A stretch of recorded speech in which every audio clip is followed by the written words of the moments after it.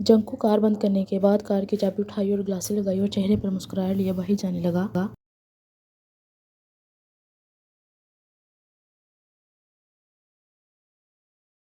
Meeting कितने बजे है? जंकुक ने यूंगी से पूछा। यूंगी 5 बजे। Jungkook okay.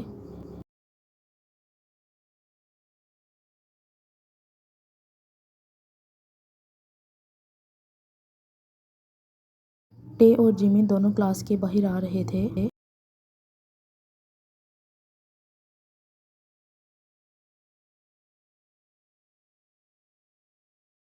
टे आपको सर बुला रहे हैं रूम में।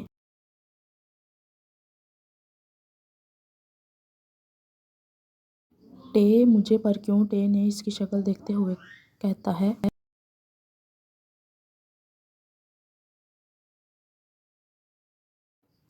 आई डोंट नो कहता हुआ चला गया। टे यूंगी तुम चलो मैं आता हूँ। टे यूंगी को कहता हुआ ऊपर चला जाता है।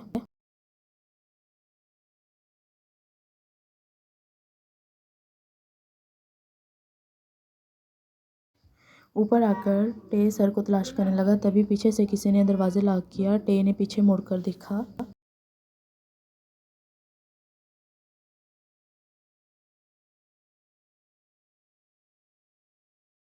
टे ज्यों जंकुक टे के मुंह से निकला और चेहरे पे खौफ सार आने लगे थे।